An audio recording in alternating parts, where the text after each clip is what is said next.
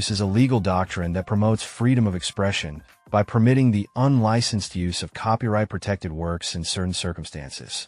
Section 107 of the Copyright Act provides the statutory framework for determining whether something is a fair use and identifies certain types of uses, such as criticism, comment, news reporting, teaching, scholarship, and research, as examples of activities that may qualify as fair use. Section 107 calls for consideration of the following 4 factors in evaluating a question of fair use: amount and substantiality of the portion used in relation to the copyrighted work as a whole. Under this factor, courts look at both the quantity and quality of the copyrighted material that was used. If the use includes a large portion of the copyrighted work, fair use is less likely to be found. If the use employs only a small amount of copyrighted material, fair use is more likely. That said, some courts have found use of an entire work to be fair under certain circumstances. And in other contexts, using even a small amount of a copyrighted work was determined not to be fair because the selection was an important part, or the heart, of the work. Welcome to the broadcast. This is a source of information on all things related to commercial appliances. Welcome all of you that are new to commercial and those of you well-versed in this industry of ours. Your host is Mike Reed, a technician who has been in the industry for 32 years, with his beginnings working in his family's appliance business based out of the western suburbs of Chicago. Get ready for a truly interactive broadcast. Have all your questions ready and prepare yourself to truly engage with Mike and discuss ideas on all things related to commercial appliances. Without further delay, here is your host.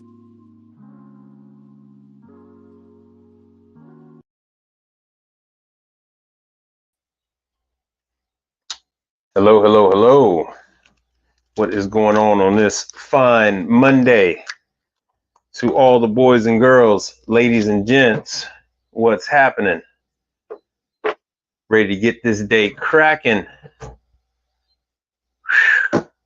The heat is dying down, but the work is still there. Or the work is still there. I just had my bottle opener. This is nuts. Anyway, yeah, I got one on here. Welcome to the show.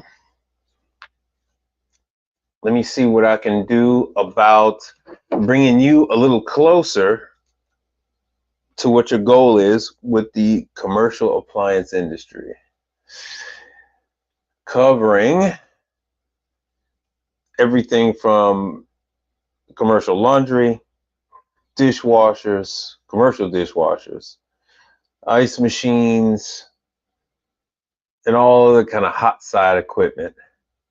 Bear with me as I get this. Can't hear anything. Oh well.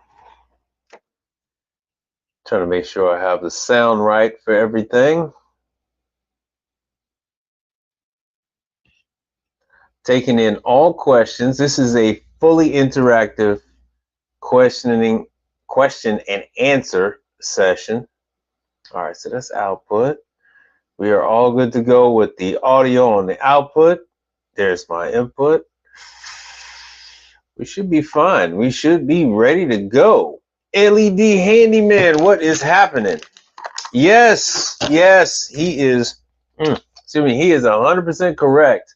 Let us not forget to hit that like and subscribe.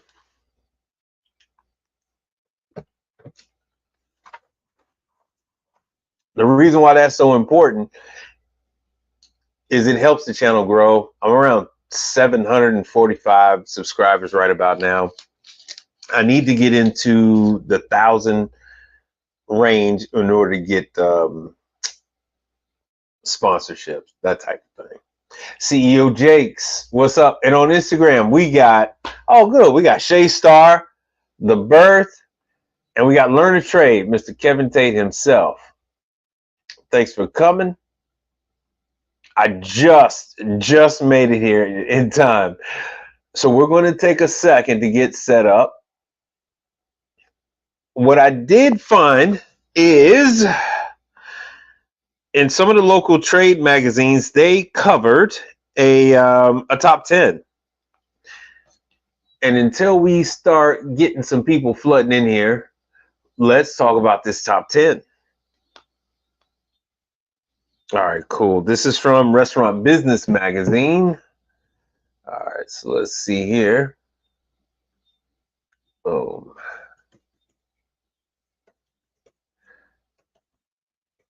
Restaurant Business Online.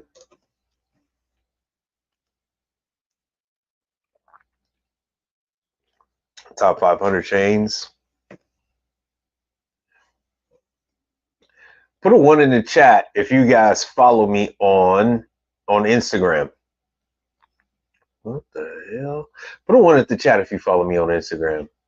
Let me know, because on Instagram I had brunch with my daughter. Well, breakfast. I had breakfast with my daughter. So put a 1 in the chat if you saw the picture I put out. Let me see who's here, who's actually following. Look at you. With a little Public Enemy. 1, 2, 3, 4, 5, 6, 7, 8, 9 was the time.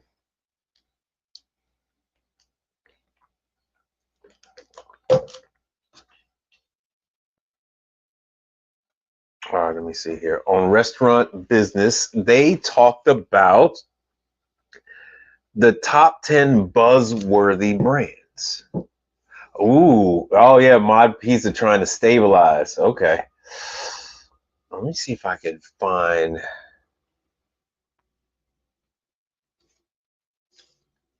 magazine top 10.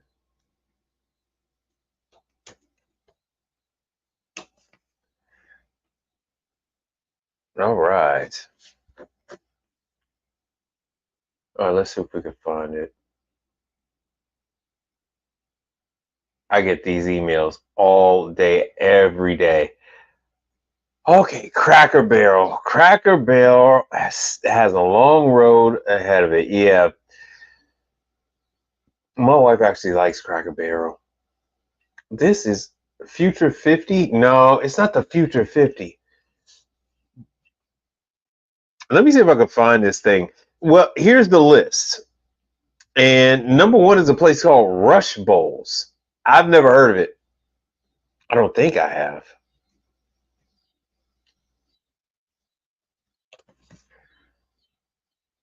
So from Restaurant Business News, this is Rush Bowls.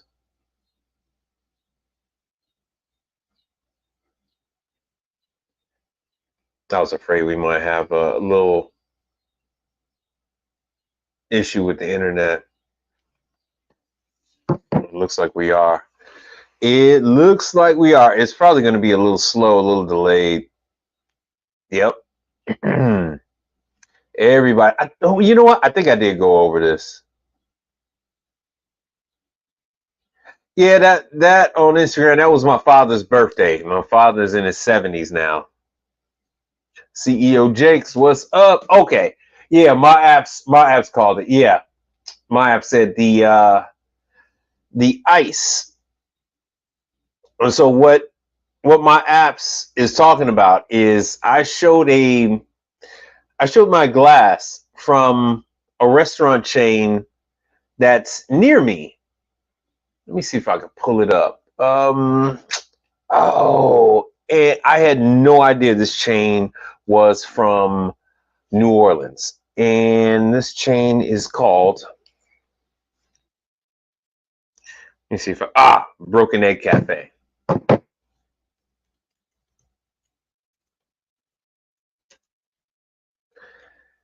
Broken Egg Cafe has been calling me for years, and I had no idea that they were a New Orleans-based restaurant. So when I got my drinking, I always get calls from Broken Egg, and it's always the same thing. It's always that they have a problem with their Hoshizaki machine, and I need to come out and take a look at it because it's under warranty. It's not that old, blah, blah, blah. Fact of the matter is, it's never a warranty issue. It's always that this company doesn't know how to they don't have a program in place. Okay, you got the pliables. This place does not have a program to train their employees on how to take care of their ice machines. And so around a year to a year and a half after they open, their ice machines go down.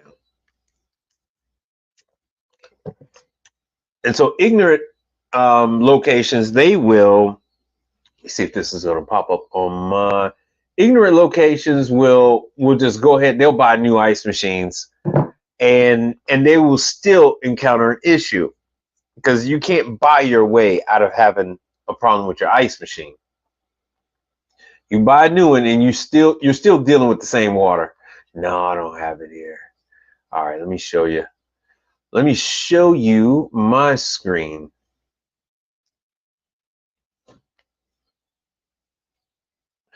So what you see here is that cylinder with this is the style that's made with the post in the center. So how this is done is the post freezes in the water and then the ice forms around the post. And then they'll either drain the water or they'll bring the rods out and the ice will fall off the rods. So that's how the industrial ice is done. When customers order ice, they'll call like Ready Ice. People that sell ice to others. So it's industrial ice and they'll sell it to someone like me or people that are selling hundreds and thousands of pounds of ice. So you'll go and supplement your supply by going to the industrial ice people, and then you can go ahead and sell it to your customer. So what you end up with is the crescent cube. That's what that's supposed to be. But you can see here it's really cloudy and deformed. So the customer will keep running that ice machine until that ice machine actually completely fails. Oh, oh no, that's my wife. What the hell's my wife doing on here? So yeah, they will completely run that thing until it fails. And I don't know how she got notified. The ice cream school, what's going on? That's a new one. I haven't seen you here before. So I will go back to Broken Egg Cafe. So we have Broken Egg Cafes here in my area, and I haven't had the time to go yet, but I will. I guess I have to make it a point to go ahead and see them, because this is a system-wide issue that they're having, not knowing how to train their staff. There we go, locations. Not knowing how to train their staff on their ice machines. So it looks like Florida is pretty loaded with oh, we're having technical difficulties. Looks like Florida is pretty loaded with these locations. All right, Va Beach. So it's pretty straightforward. This is a brunch location. There we go. Sandusky, Ohio. Nice. Oh, this does not want to cooperate with me. It's too bad. Too bad, but they are everywhere. They are Va Beach, Williamsburg. Make sure you guys can see that. All right, so my app says you got to get Brother Frank on them. Getting them a PM plan, huh? Brother Frank? I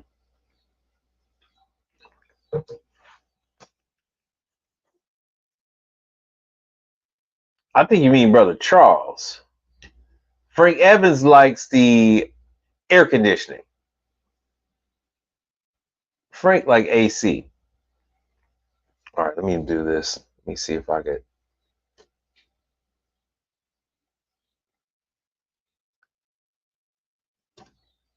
Let me see if I could do this real quick, and then we'll go back to the top 10. I wonder what the green is. Tuscaloosa, Alabama. So once again, these places are everywhere. There's more than likely a place somewhere near you. They're covering all the major areas. Let's make this even bigger. There we go. This looks a lot better.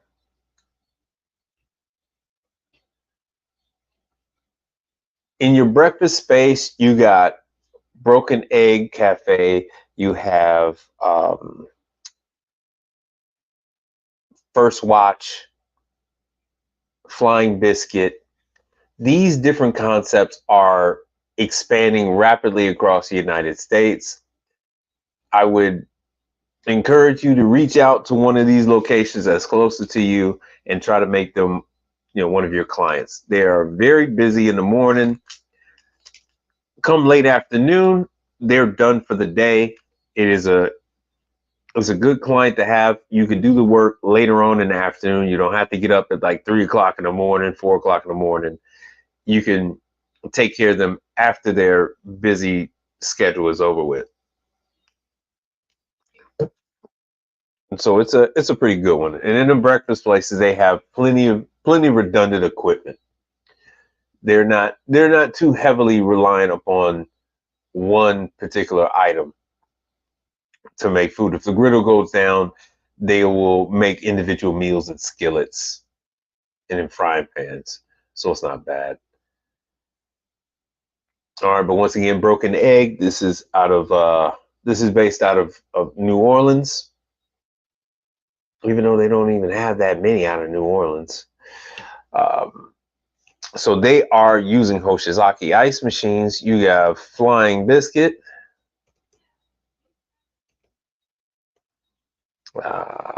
Flying Biscuit and King Wood.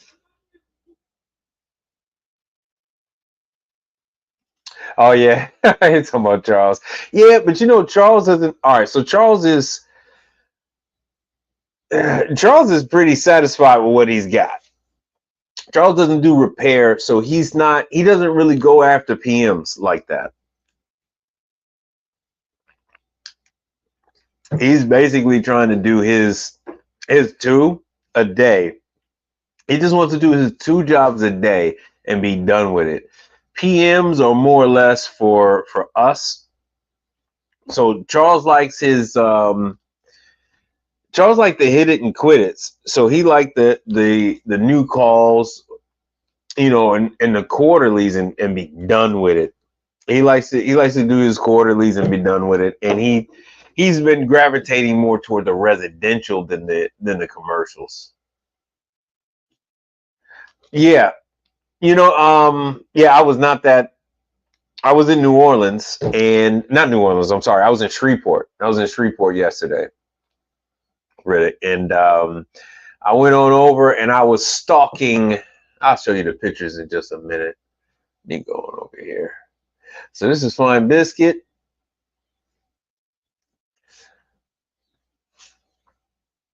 This is another one that is rapidly expanding across the country. We started out with one here, and then the pandemic prevented them from doing their rapid expansion. So now they're back on track. I think they got about 5 or 6 locations here. I got to make my way around and go see the different ones. But they have a ton of equipment. They're leasing their ice machine. I mean, they're leasing their dishwashers through their food distributor, but everything else they own. They're kind of big on Hoshizaki equipment. Their ice machines could vary. I believe they're supposed to have Manitowoc in all their locations. I've sold mine Isomatic.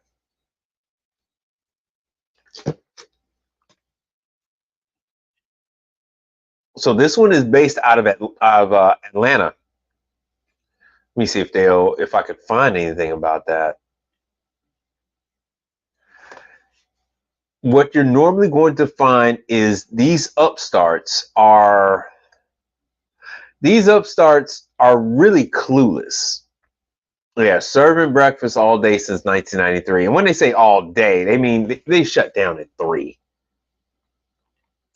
Right. So here it is. They started on the east side of Atlanta 30 years ago. Let's go to locations. Yeah, and they're steadily opening up new ones in Georgia as we speak. Whoa, Alabama, there you are. Florida, not so much. They're just getting okay. So here's where I used to live. I used to live not that far from the Villages in West Palm Beach. I don't know why that. I thought the Villages was in West Palm Beach. Anyway, so you got Gainesville, you got the Villages. I got a ton of you guys in North Carolina. So here you go with North Carolina all day. South Carolina. Okay, you got your 5 points over there where Henny Penny is. Oh, the downtown area is open. Okay, so now there's the 5. Here's my 5 in Houston. Downtown Kingwood, which is the northeast. Memorial City, which is sort of like a central west. Richmond, which is southwest, and in Cypress, which is northwest.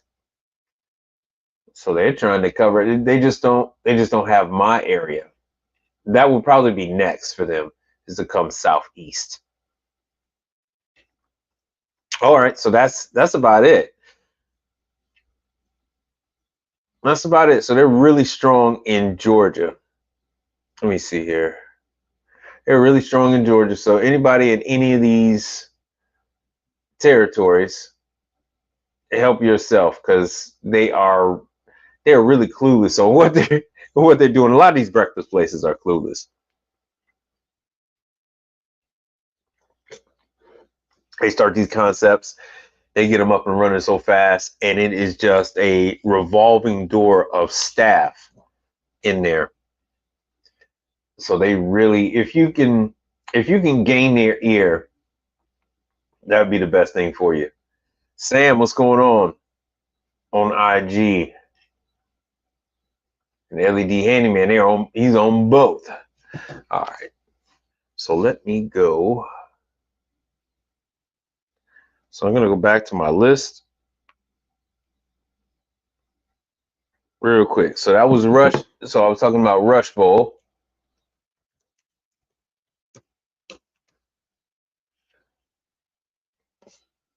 I could have swore I covered this once before. I might have. I believe I did. I believe I covered Rush Bowl. Let me see where they're based out of. Yeah, Rush Bowl is in Houston. Yeah, Rush Bowl is based out of Houston, Texas. So yeah, I did cover them once before. I believe I contacted them and they never called me back. So we'll go to the next one. Let's see here. What's the next one on the list? Next one on the list is Main Squeeze. Yeah, I've seen Main Squeeze everywhere. And then I saw Main Squeeze when I was in Louisiana too. So we have them all over Houston. I did see quite a few of them. I think I saw at least 3 in Shreveport. These locations are clueless as well. I believe they're using Hoshizaki ice machines. They really don't have much. This is kind of it's kind of a knockoff of Smoothie King. They just don't focus on all the protein powders like Smoothie King does. So green protein, yeah, they don't have like 60 different protein powders to choose from like Smoothie King does. Acai bowls, hot latte, frozen. With these concepts, they are extremely small locations. You're only talking about a couple of pieces of refrigeration, mainly blenders. And then their main thing is the ice machine, because without the ice machine, they can't give you any of these blended drinks. Then they got these espresso shots and all that fun stuff. Everybody's doing that now. All right, next on the list. The hell? Apple Spice. What the hell is Apple Spice?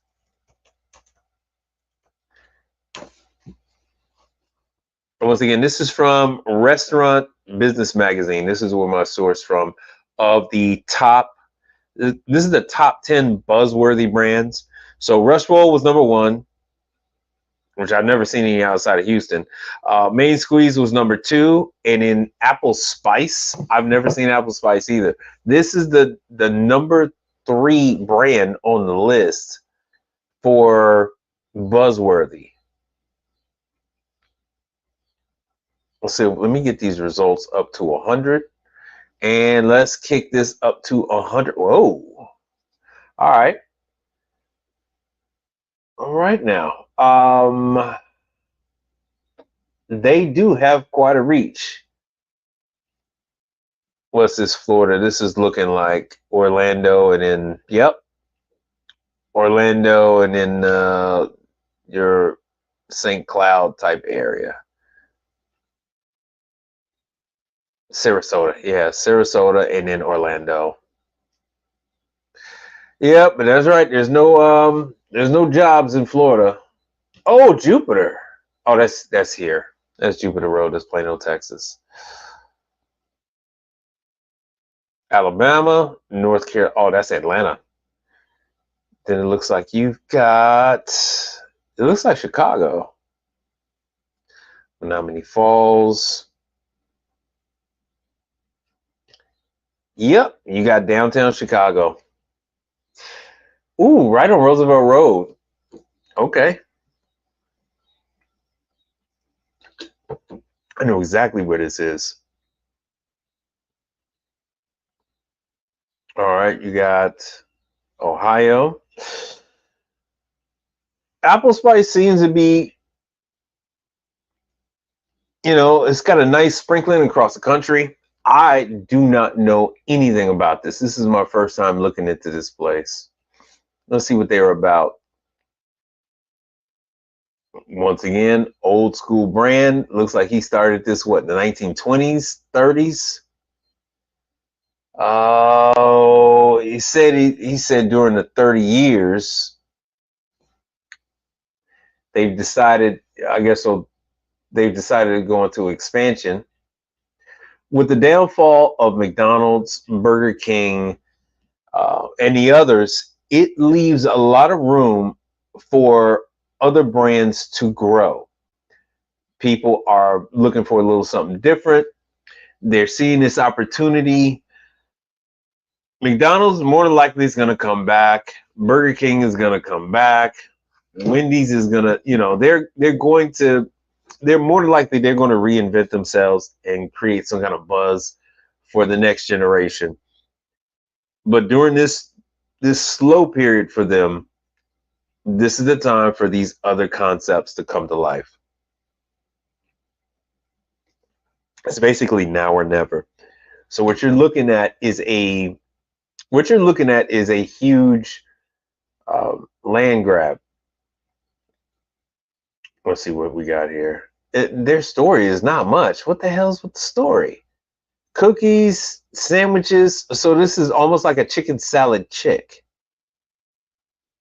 So basically, this is competing with a chicken salad chick.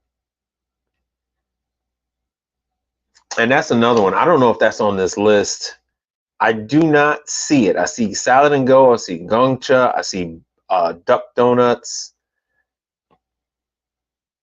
But I don't see chicken salad chick.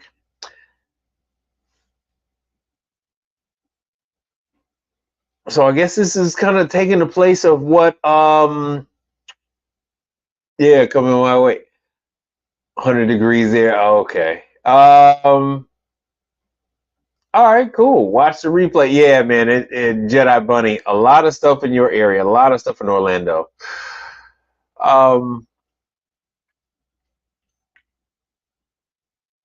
So this is competing in that. K Green, what's happening? So this is competing in that lunchtime crowd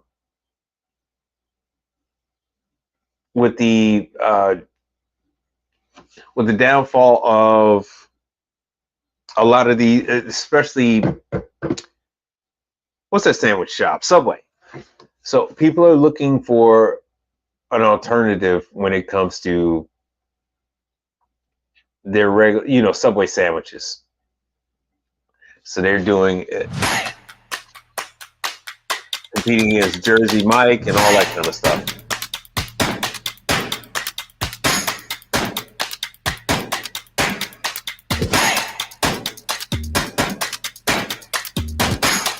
All right, interesting. All right, I'm moving on. I'm moving on. That is enough on that. I don't really think that's a very sexy category myself, but whatever. All right, so this is a good one. The Great Greek.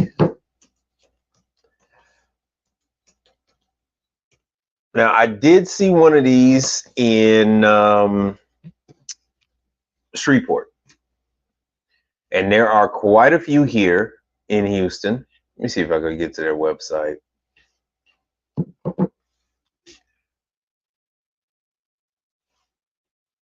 I did notice quite a few Greek concepts when I was in Shreveport, Louisiana. There is an overabundance of Greek food ingredients. You can now get official Greek food shipped out from Chicago. I mean, that's readily available all around the United States. All around the United States, you can get gyro. They sell it in chunks. They sell it by the cone, and they sell it in strips. You get the pita bread, all of which from Chicago. And with that, you find a lot of Greek concepts are poised to pop up. All right, so the Jedi Bunny, after working the main hot and cold warranty agent. Oh, working for the main hot and cold warranty agent, you found that the most mid-sized restaurants do not have good trusted techs to call. Florida is an open market. Hey, you're saying that, I say that, but nobody else listens to me. I have, and Brother Fred is right here, I have at least 20 people that I'm aware of that are in the Florida market, South Florida at that, and they tell me all the time that there is no work. They can't find any work in South Florida. That's what they tell me every time I talk to them. Man, I don't have my bottle opener. All right, so let me see what Brother Fred's got to say. So Fred thinks the Burger King should give up their spot to someone else. Okay. As someone who does eat Burger King, I will say, yeah, their food is not what it used to be. And Fred, it ain't up to them. Other people are seizing this opportunity. A ton of people are seizing the opportunity to go ahead and jump into that slot. McDonald's is in a little bit of turmoil. They have a number of their franchisees are having issues with the McDonald Corporation and their rates and fees and all this other stuff. A bunch of Burger King franchisees are having issues with the deals. So they don't agree with all these deals that they're putting on the app. If you go to Burger King, they vary. The deals vary from store to store. It's not uniform at all. And that's because the owners don't like it. All right. All right. Now the AAA customers, okay, hospitals and top-notch restaurants. Yeah, the top restaurants and all that stuff. See, in my market, a lot of them will gravitate. They'll gravitate towards me. You have your larger chains, so like Cane's and things like that. They already have these nationwide accounts. And so when you have these nationwide accounts with your Smart Care, with your Whaley and stuff like that, that's the whole reason why you have these mega companies out there. They're able to fulfill these service requests from sea to shining sea in the United States of America. All right, so Burger King needs to change their fries. You have people who came here from India, people who are vegans, and they didn't like the beef fat that they were frying the fries in. And so that's where that problem's come in at. No one has found a better substitute. Smells like, yeah, okay. McDonald's is, well, everybody's expensive. McDonald's just released a $5 meal, which, they hadn't been done that kind of thing in the last, since like 4 years that have gone by since they've done something like that. All right, so the Jedi Bunny says you're going to open up the Pandora box. They charge $400 an hour, brothers. Food for thought. Yeah, I know. Yeah, they charge $400 an hour. Yo, the real Josh Riddick. Yeah, and that's what I was talking about with Josh Riddick, man. Yeah, I'm going to flash this back up. Oh, yeah, maybe it's on the screen. That's crazy timing because this is exactly what I was talking about.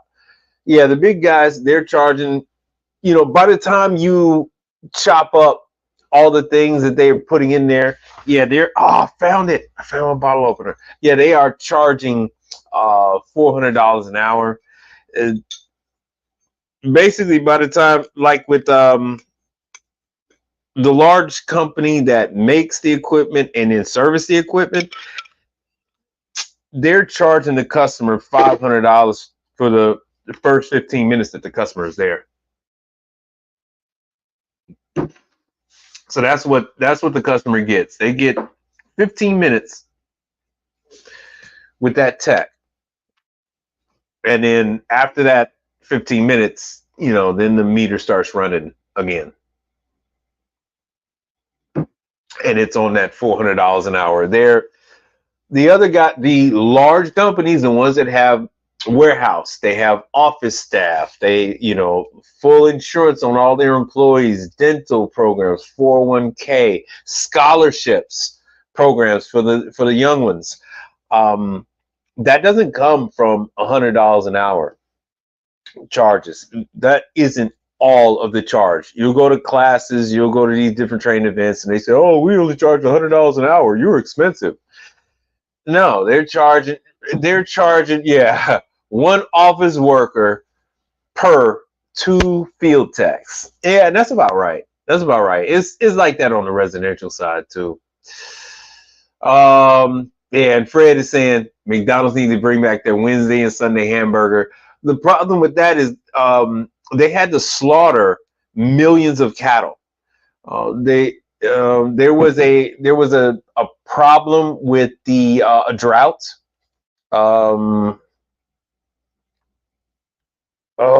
Bringing beef to market too soon, and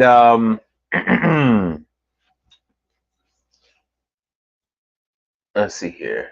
Right. So why I sold my cows in a skyrocketing cattle market, because there was a drought and they had to sell. They didn't know when it was going to rain again and allow for the vegetation to feed the cattle. So they had to sell the cattle before the cows started to lose too much weight. So all these ranchers had to sell their cattle, and some prematurely, which caused a 3-year shortage. So it takes 3 years before the calf, it grows to a weight where they could then bring that to the slaughterhouse. So that's the situation you have where you don't have these cheap burgers. So what they're talking about, to bring into pasture, you need. Yeah. So they're breaking it down here. This is from the rancher's point of view. Talking about if you raise a cow herd with intentions of for yourself, you'll be raising it for 2 years.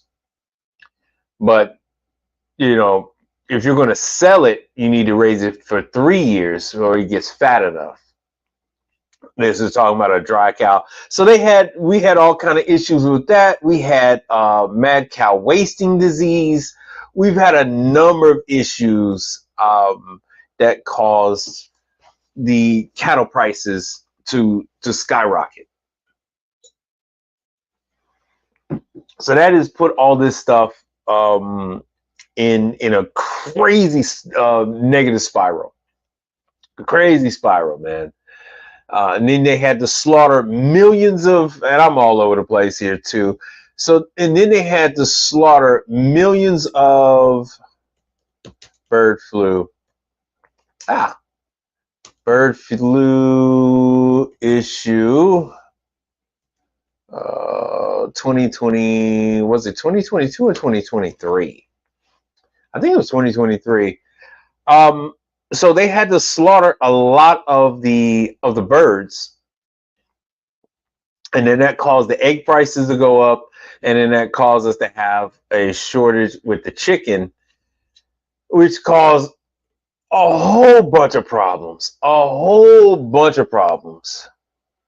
So, and then we're still having issues.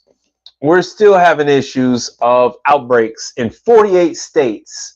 That's this year. Hopefully it hasn't affected. Yeah, it's led to price gouging, but it's called the law of supply and demand. So it's fewer chickens, the price is going to go up.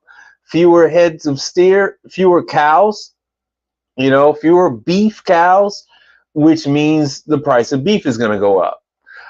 Yeah, all that happened. So that has delayed what we do on this side. That has delayed new restaurants from opening up. That has delayed expansion. The whole gambit of things. All right, so let me go back to the Great Greek. Excuse me, sorry about that. Let me go back to the Great Greek. So I just wanted to tell you guys, hey, look, man, that stuff is really was really messed up the market. Now, fun fact, the Greek food, the gyro, is a mixture of beef and lamb. So now you're able to stretch out the beef, and now they're able to it was an opportunity for these Greek restaurants to pop up. So you've seen since the slaughtering of all this beef of the beef cows, I've seen a lot more of these Greek restaurants popping up. And let's go through the locations.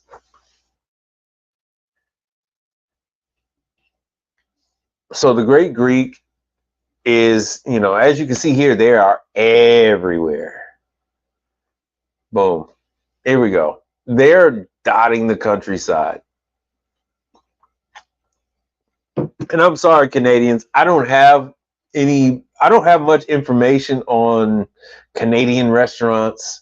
That's a whole nother thing. I guess I would have to start subscribing to restaurants and things like that. If you want to suggest some places in Canada, places that you think are expanding, things of that nature, I'll look into those. But here you have in all the strongholds, so Greek restaurants in Detroit. Look at that. Crown Point, Indiana,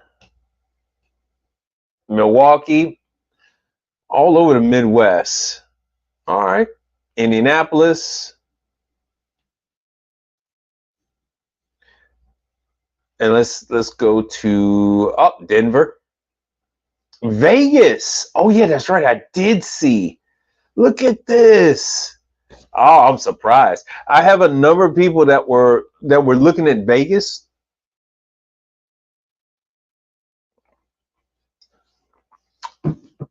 From my narrow point of view, I tend to think of Vegas as a very small. What the hell happened? Hold on, let me go back to it. I tend to think of Vegas as a very small market. Maybe you guys weren't seeing the screen I was looking at.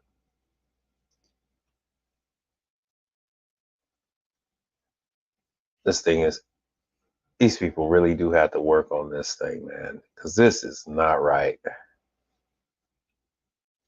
Hold on a second. Let me see if I can't even find a way to zoom in on this damn thing. Once I get here, okay. I was about to say, like, once I get here, it's giving me some issues. So let me see how many they got. They've got Vegas thoroughly covered. A lot of Greeks in Vegas because of the mob. All right. 3, 4, 5, 6, 7, 8, 9. That's a lot. That is a lot for Vegas. Damn. That is a lot.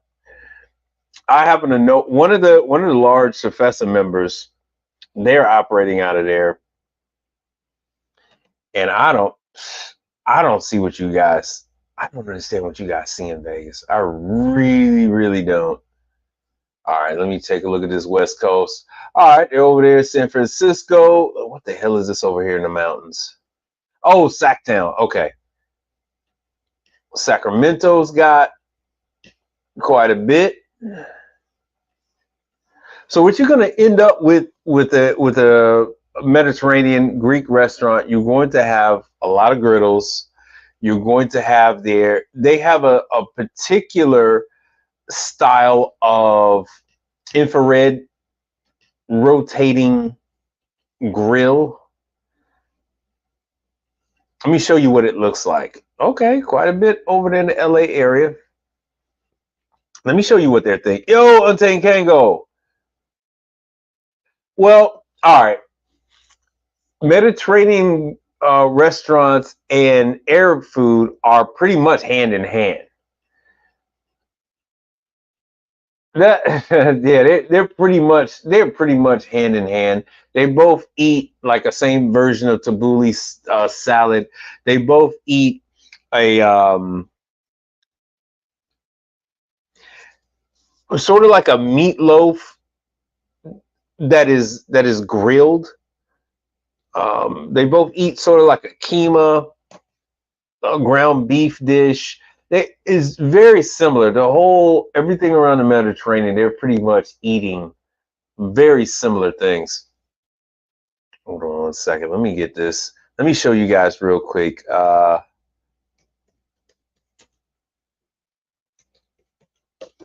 don't even know what the hell they call it. Let me see what the hell they call this thing. Euro cook. Here we go.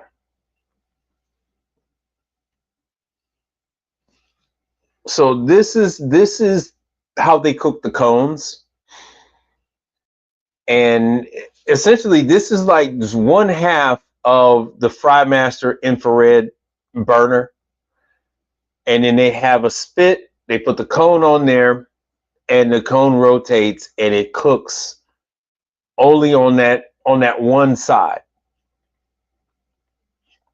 And you have quite a few others. Let me see. Okay, so they just call it a vertical broiler. That's where my mind, I was really having a hard time coming up with the name for it. But the vertical broiler. You have quite a few brands that are dedicated to making those. They used to be hard to find. They used to be extremely expensive. Not anymore. Oh, excuse me, pardon me. Now they're quite available and very affordable.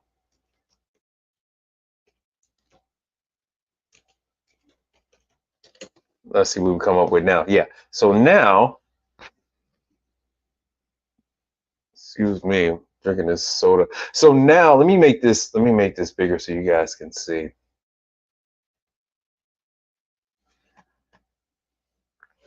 And you're seeing a ton of knockoff brands, right? $839. the gyro meat, if you buy it in the cone, I think the cone is like $200 or something like that, and you make a couple of grand off of that. So this here is like the workhorse of a Greek location. And then they typically will take a griddle and they'll put the pita bread on the griddle to heat it up. They might even baste it with a little bit of oil or a little bit of butter. And then dress. So here's your kebabs. So here's your kebabs. Just like I was saying earlier. So it is very similar to Mediterranean and the Arab food. It's just that the Mediterranean, they will sometimes eat pork, but you're not going to find that with the Middle Eastern stuff. All right, so I spent a little too much time on that. All right, next on the list, we got Clean Eats. What in the hell is Clean Eats? I have no idea. Clean Eats. Oh, so I have one here. So I have a Clean Eats. 40% off for new users. All right, so this is, the hell is this? Only $9 per meal, free shipping, no subscription. I think this is something else. This has got to be something else.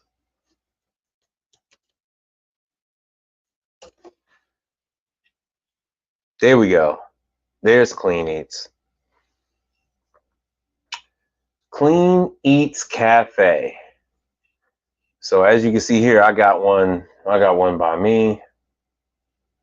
Oh, what the hell? You're looking right there. It's a bunch of refrigeration, but that is Avantico.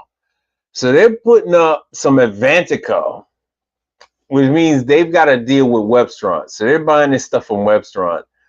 So it's going to be a mix of equipment at this Clean Eats, just based off this picture I can see right here. That's Avantico. Fun times ahead. Fun times ahead. Let me see if they have anything near you guys. Delivery. So they do have the delivery. So meal prep. This has been tried before. This has been tried many times before, and well, I'll just say that everybody is taking a whack at it. Everybody's taking a whack at it. Let's see what we got.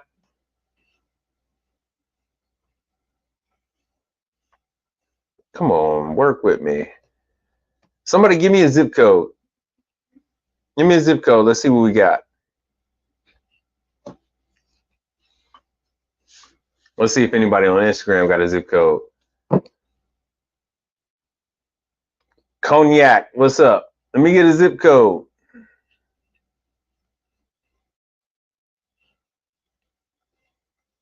Let's see here. I meant to say 3341. Coconut Creek, West Palm Beach. Yeah, you guys are right. There's nothing in Florida. It's nothing in Florida. They got 3 locations. What is this? 1, 2, 3. Yeah, the Bahamas don't have anything.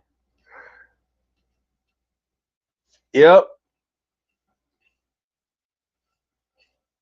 Man, these things do not like to work too well. Port St. Lucie, all the way up. Tampa, and of course Orlando. Orlando's got 3. Orlando's got 3. Oh, you know what? I forgot. Hey, speaking of Orlando, I have anybody here, or you guys know anybody in, okay, so it's a little bit of a delay. I have a request for a service. There's a service tech needed in Florida. There's a service tech needed in Florida for a fryer. Hold on one second. I get a ton of emails. This thing came through this morning. I want to say about 7. I put something on my Instagram. I still didn't get any bites. I don't think you guys, I probably didn't word it well enough. So what I was trying to say is I need a service tech who is in the, I think it's Pensacola area. Hold on one second. I almost forgot to. Hold on, I'm almost at her, I'm almost there.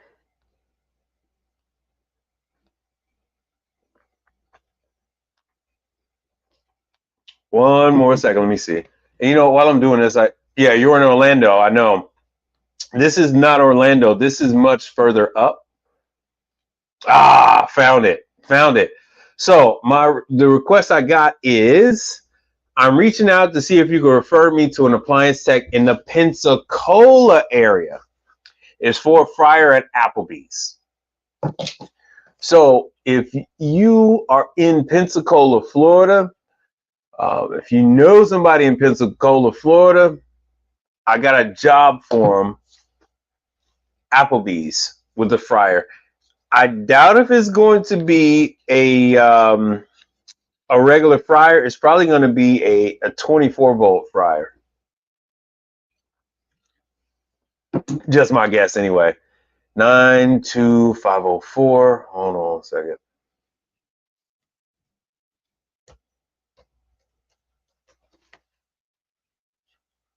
Nope, none in 92504.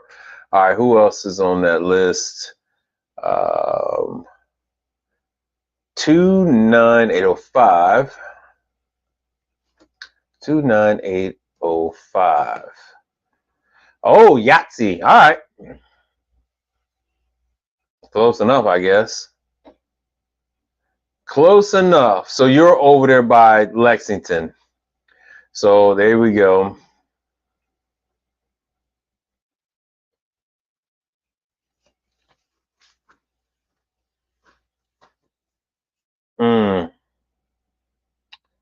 Greenville.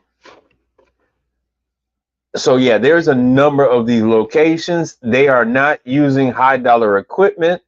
So, excuse me. Yeah, but I am dealing with the Jedi Bunny. I'm dealing with a company that has the account. So they're not using TWC. So if I can find them people, they will grow. The people I'm referring, they will grow, and this will be an account that TWC will not get again. It's called strategy. It's called strategy. So whoever's in Pensacola, and trust me, between Tech 24 and Parstown people, they're covering the whole entirety of the United States. But people are looking for alternative because those guys have gotten too big to fail.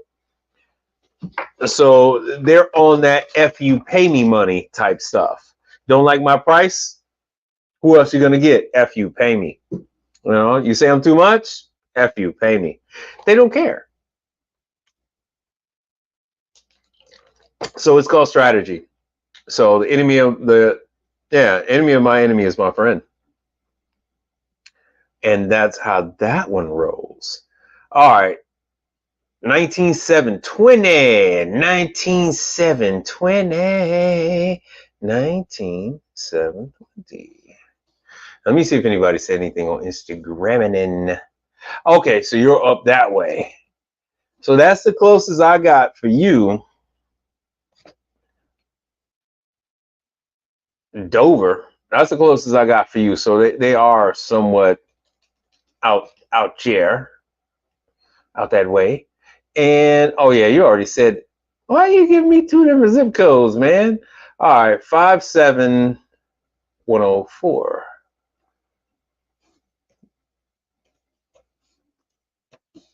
So anyway, based on there's nothing out there. So no large company, those guys with Whaley Group and all that, they don't work on Avantico and stuff like that.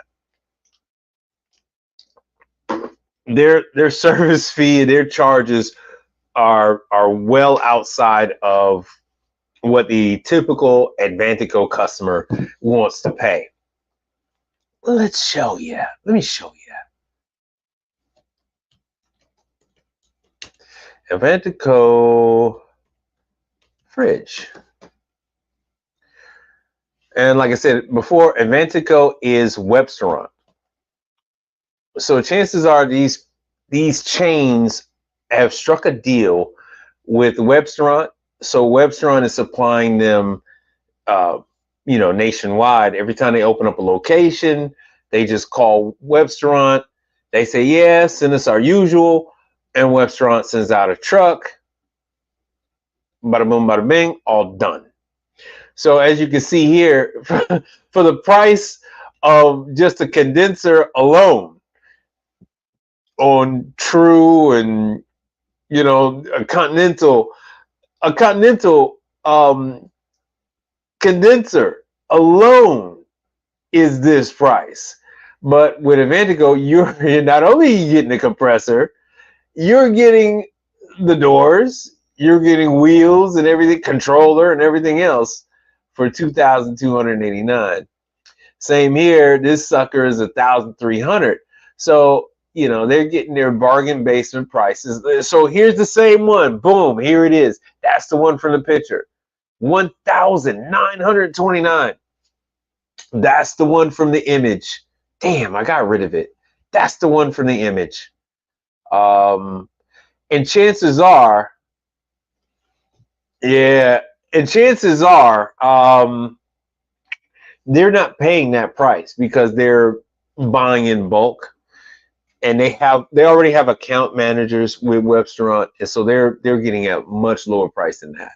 Just so you know, Webstaurant is actually buying this stuff directly from the manufacturers, which whether it be Everest or Atosa, you name it, whoever the hell they're buying from, they will buy this stuff by the shipping container load, and then they're offering their own warranty, so they can do whatever they want to with the pricing. They couldn't do that with True, they couldn't do that with Continental, but they could do that with their own stuff. So the Jedi Bunny says you need an association of independent techs where we can get better pricing, training, networking. The large guys are gobbling up everybody. Yep. So Jedi Bunny, funny thing. Let me see if I can show you. Let me see here.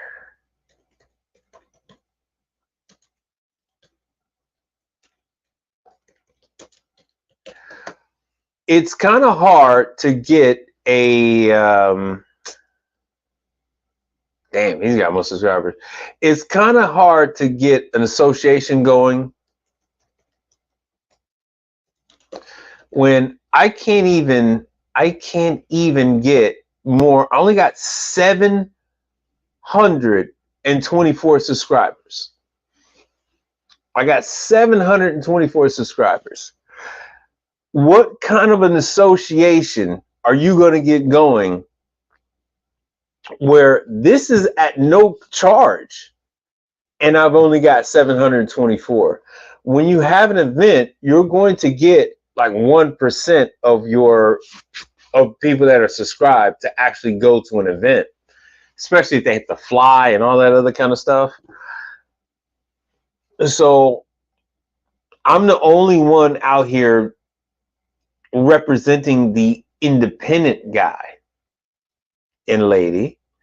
There's no one else representing the independent, telling you guys where supplemental parts are, who's got the who these other suppliers are, where the training is. There is no other such entity out here remotely doing anything like what I'm doing. And it's different if I had like maybe 5,000 or 10,000. Then you might get like 1,000 people to show up at an association event or something like that. To ask 724 people to pay, Sufesa is almost $3,000. So to ask 724 people to even pony up $100 for annual membership, like I said, I would probably end up with maybe 50 people. And the reason why I said 50 people is because I actually had some people pay on the higher tier membership that was $100. I had people that paid. They were willing to pay to get the information. I don't have enough subscribers for YouTube to support that system. I can't do anything with the system until I get 1,000 subscribers, and then they unlock the ability for me to add more things to it. All right, so let's say 25 guys. That's like a 25 guy company. We can get better pricing. I'm not gonna put that one up.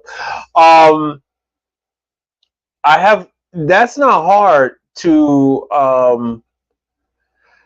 okay, so LED handyman, that is all I ever do. That's what this is I give people links to the manufacturers. I tell people when the training is. In order to get an association going on, these people have to participate in the training classes when they go. They have to pay, they have to sign up. Matter of fact, I still haven't heard anything about Frymaster training in Bayonne, in New Jersey, all right? Or Bayonne, Long Island, whatever the hell, over there on the East Coast, New York, tri-state area. We can't even get, and I think that's only going to be like 20 people. We can't even keep a class going that's only going to have 20 people. That's just how grassroots at the very beginning this whole thing is.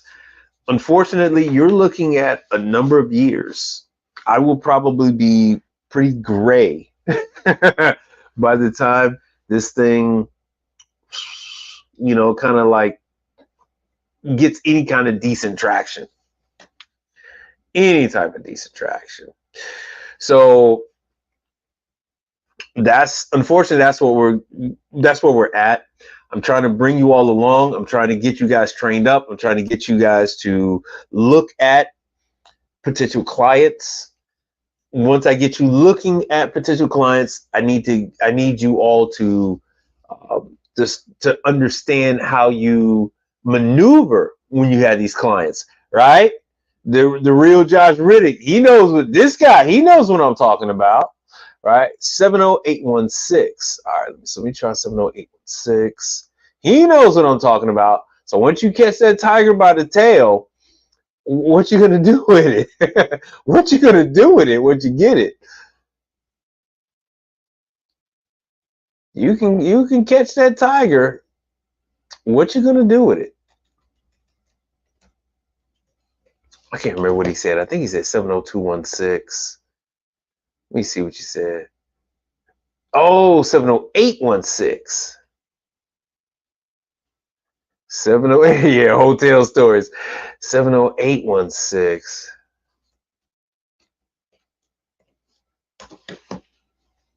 Oh, sorry about that. There's nothing in 70816.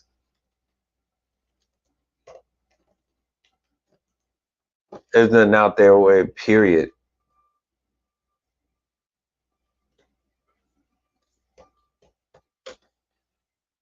I don't even know where it's coming up at. Sorry about that.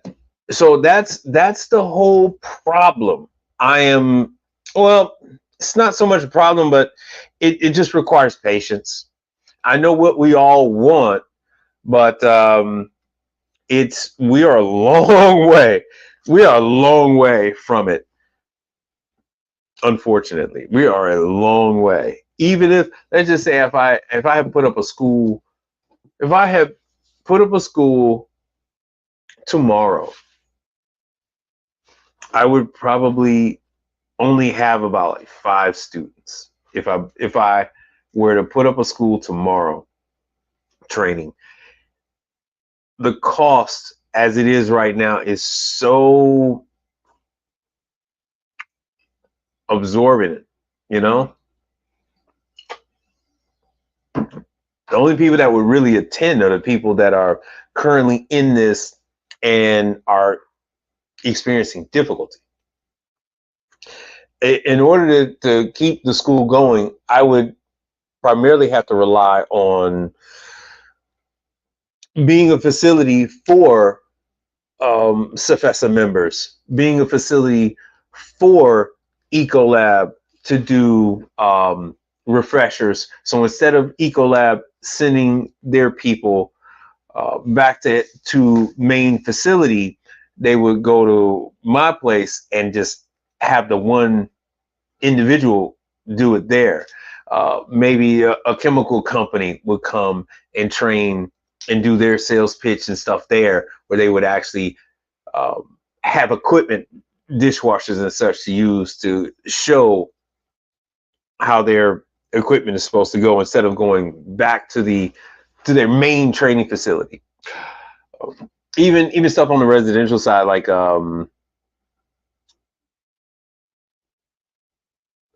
like GE.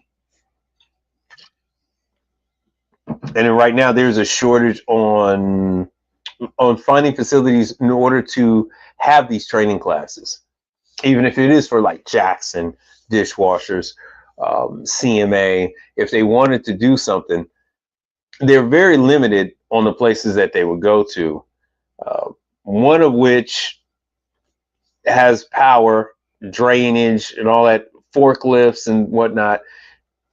Everywhere else, they don't have those options. So there's a lot more out there. It's a lot more that needs to be done. Yeah, hotel stories.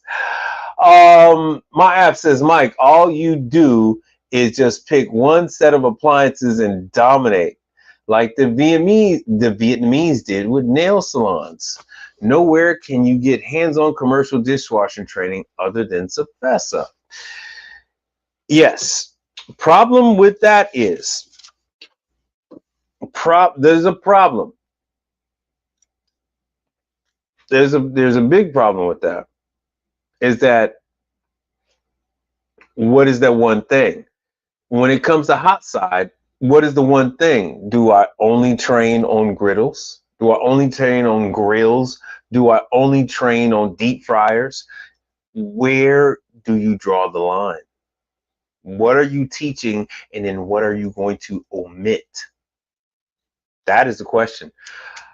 If you do laundry, what are you teaching? What size units are you going up to? Which brands? If you're doing, let's just say, even if you're doing refrigeration, what are you doing? Are you doing blast chillers? When you say, like, I have somebody on Instagram right now, he's finding out the difference on some of these refrigerators, and it's not what your mind makes you believe it is based on your prior experience. Now, when you're coming over here, a Trolson is not like a True. A True is not like a Continental. A Continental is not like a Delfield. The engineering is vastly different amongst all of these. What you all are seeing now are the survivors. Just like years ago, there were a lot of different car companies, and what you're seeing now are the only ones that survived. It's the same thing with the commercial. There were a lot of other brands. They didn't survive. They were acquired and their patents were taken and they were used to give you what you have right here. All right. So my app said dishwashers are everywhere and training is nowhere. Yes, I agree with you. The problem I have with that is trying to get people interested in dishwashers is one of the most frustrating things that there is. People don't understand. Funny you should say that. I was working on a dishwasher today. Let me show you the picture. And let me get out of here. I was working on a dishwasher today. I had to augment it. It had a it's an under counter, so it had a runaway temp issue. The TF is for thermal fuse. The E9 means it was an error. So this sucker had a problem with that. I had to, at first it had a leaking water line that was supplying the upper wash arm. So I had to actually make one. The original one had cracked. And now that I know what I know, all of them, every single one from that manufacturer cracked. For years, I had wondered why those damn things were leaking water. And finally today, well, not today, a little while ago, I found out that the heat from the booster heater is causing the plastic water line that goes from the pump motor up to the top to the wash arm, and it's causing it to become brittle and crack, and then it'll leak water. Where? Above the electronics, right above the booster heater. And it erodes so many freaking things. Oh, but it's extremely difficult. What I'm trying to say is, without a dishwasher, now they have to have 3 people wash dishes. When they had the dishwasher, they only had to have one person every now and then operate the dishwasher. Every now and then. But with the dishwasher broken, it's costing them roughly $90,000 in labor when you do not have a dishwasher.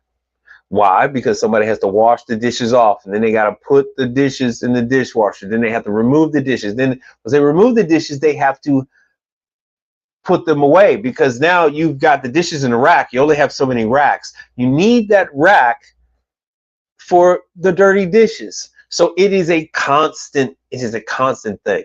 You add up the labor from 3 people, 2 or 3 shifts, 7 days a week, you come up with $90,000. So I agree with you. The dishwasher market, so this is what Jedi Bunny says, the dishwasher market is 50% of the market, right? 50% is Hobart and 20% is lease. There's only 30% left.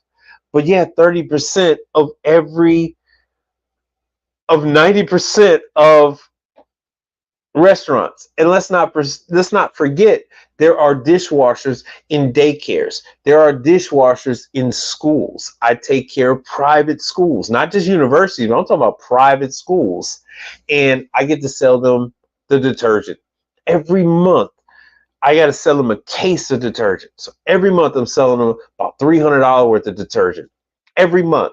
Every single month, I get paid to just bring them bottles of detergent that is my own. And then, like I said, I go ahead. You guys saw me do work on that dishwasher where I had to change the wash motor and stuff like that. So it is job security. These dishwashers are, on the hot side. On Instagram, the real Josh Riddick says that you heard the president of Sefesta say they're only doing training on fryers and convection ovens because that's the main thing that people want fixed. Not so. They want everything fixed. I work on a ton of griddles. I just showed all of those breakfast spots. Those breakfast spots are not using fryers. Those breakfast spots are using griddles. Every single hotel you go to, go back to them hotels and you'll see, especially the higher end ones, you're going to see grills and griddles. That's a big one. Salamanders are another one. Salamanders, cheese melters, that's another big one. It's just that, let me go back to this comment. They want all manner of hot side fixed. All manner of hot side. Oh, let's see here. Yeah, so Maya said even 30% in baseball, that makes you a Hall of Famer. Yeah, dishwashers are extremely lucrative. And he's also saying some guys do that with ice machines. Yes, you could lease ice machines. You do your preventative maintenance on the ice machines. Ice machines are a cash cow. You can lease ice machines. You can also lease dishwashers. The two are often hand in hand. And that is your old man money. So what I mean by the old man money is you have this equipment, you work on it, you own it, you control this stuff, and you have your young ones that you train. They go out, they deliver the detergent, they go out, they clean the ice machine every quarter, they go out, they clean the dish machine every quarter, and you have that money coming in every single month from every person that has your ice machine, every person that has your dishwasher. You have that money coming in every month. Those pieces of equipment are yours. You own them. And you're making money over and over again. When they do not want them anymore, you send your young ones out. The young ones go ahead, remove the item, bring it back to your facility. You redo everything, and then you send that sucker out again. I just had one of my sandwich shops. I went and collected some money today, and they had got a lease on a dishwasher. And I was like, man, you should have let me know. I could get you one. I said, if they ever go up on your price, let me know. I'll get you another one. Get you a brand new one. You know, same thing. Same thing. All right. So now Jedi Bunny says, have you ever seen a huge restaurant with a broken dishwasher during Saturday dinner service? Fun story. I take care of Korean barbecue place. The dishwasher is the size of a tractor trailer hauling the trailer, and so it's this huge room, and it's a conveyor dishwasher. When the dishwasher goes down, the line of people is outside the building and down the block. Why is that? Well, they only have enough dishes to seat the tables that they have. Otherwise, half the restaurant would all be plates and dishes. Plus, it's like a hibachi style, so they're grilling food at the table. So they run the griddle plates and all that stuff through the dishwasher, through the conveyor dishwasher. So now they don't have enough dishes to seat people. Plus, they don't have enough silverware. When the dishwasher goes down, half of the staff has to form a human chain, and they have to wash everything, and they're steadily passing stuff down so that they can get enough utensils, plates, and everything else so that they can get their tip money, because they can't even get tip money because they can't seat people. Why? Because if they sit them down and they don't have a freaking plate to put the food on, the people are going to get pissed, and it's going to get taken out of their tip. So you're better off letting people stand around until you have enough place settings for the people to use. So without your dishwasher, you're screwed. All right, so GM would sign me his BMW title if I could get it done that night. Yeah, that's true, because they're missing thousands of dollars. If it's a hot restaurant, man, they're missing thousands of dollars. They've only got 4 weekends in a month, and their money is made on the weekend. Let's just be real. Their money is not made on a damn Tuesday night. Their money is made on a Friday freaking night. Friday night, they're making, 10 grand. These nice restaurants. You go there, and for me, my wife, and my kid, we're talking about 200 some bucks. And the restaurant is packed. If they can't serve that many people, their numbers are cut less than half. So now instead of making 5 grand at night, they're making 2,500. It's a big difference. And guess what? It's going to happen again. It's going to happen tomorrow because the dishwasher goes down. So they're losing money either way it goes. They're either paying $90,000 for these people to hand wash the dishes. Why? Because you look at the numbers on what it costs to hire a person. And now you're hiring that person to wash dishes by hand when you could just spray it down with the spray hose and run it through the conveyor belt and have it come out and put food on the damn plate. But you can't put food on the plate if it's still dirty. So yeah, they would do anything. They would do anything for you to get out there and get that dishwasher working. 50-50 Dodger player, yeah. All right, let me see what IG got. Yeah, on the hot side. All right. But yeah, keep them coming. Keep them coming. Let me try to get back to my list. You know what? I can run through this list. All right. So, at the Disney property, some restaurants can do 80K in a day. Yes. I wanted to kind of stay away from these large numbers because 99% of the people that are watching this are not going to have those kind of customers. What the vast majority of people that watch this, just like you are, the vast majority of people might get a university. The vast majority of this might get a high school. The vast majority of people might get a small stadium, right? So I've done like Toyota Center and stuff like that.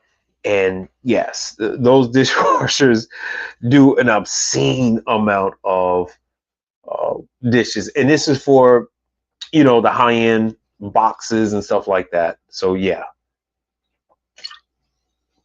So they're not talking about 80,000, but they're talking about thousands of people who are, you're talking about thousands of people who are eating, and they're eating off of plates and dishes, and so those dishwashers they got to be running. They gotta do that. Well, Alejandro, that is what we were talking about. That is what Jedi Bunny was saying. Jedi Bunny, let me see if I can find it. Jedi Bunny said, this is what he said. He said, dishwashers are everywhere and training is nowhere. I do my best to show the dishwasher training, right? Remember this? What was that? That's Jackson. That's Jackson dishwasher training. I just did that one. I just did this one.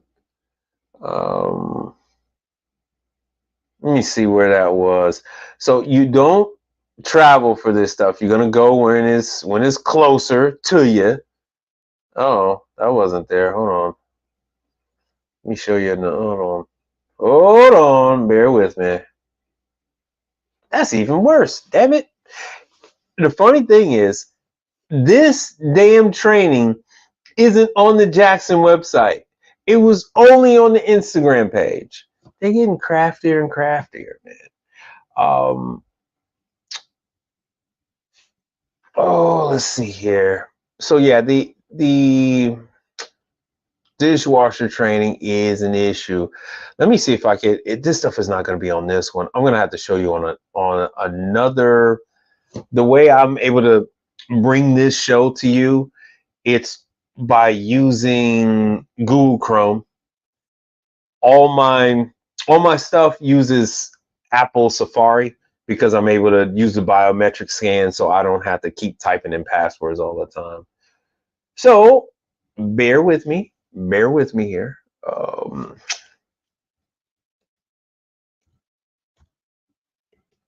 So Champion has an app. Uh-oh.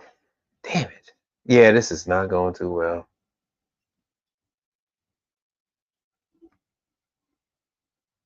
This is not going too well. Hold on 1 second. Have you ever heard of AutoChlor? Yeah, AutoChlor is a nationwide. So the real Josh Riddick is asking about AutoChlor. So AutoChlor is a nationwide company that leases dishwashers. They actually have their own line of dishwashers, which are a pain in the ass to try to get parts for if you can. TCD has some parts for AutoChlor. I'll do that. Let me see here. TCD has some parts for AutoChlor. See, this thing ain't gonna let me log in, I don't think. Yeah, invalid. Auto. See, here's AutoChlor There's some parts for autochlor, and it all depends on which model. So autochlor has this real low profile unit, and that is theirs. I don't know if it's the fact that they make it or what, but this is all that you can get for autochlor. Most autochlor units are like a Jackson or a Hobart, but they have units that are theirs that use this weird antenna system. Hold on. Oh, let's see here. Switch. And I actually have this switch in case I run across one. Let me see if I can find this thing on eBay. No, damn it. It's just weird. It looks like an antenna. And so when the antenna moves, it sways from side to side. And when the damn thing sways, it lets it know when it's done with a cycle. And so sometimes that switch will malfunction. And when that switch malfunctions, then the dishwasher won't work. But yeah, they provide everything. They provide the soap, and yeah, this is their monster. This is their little bastard child. This one is a front door model that's probably a CMA. Look at that. It's right next to a Perlick or a glass tender. I think that's a Perlick. Let me see which one I can find. See, they got a bunch of like little weirdo glass washers. So, but this is all autochlor does. They won't fix your unit if it's not an autochlor. If it's not theirs, they're not going to touch it. They're not going to touch it. So you call autochlor. Autochlor brings out a dishwasher. See, there's in that picture there was a CMA on the side, a Jackson. Let me see if I can find one. There's the door type. So this right here, this is a CMA.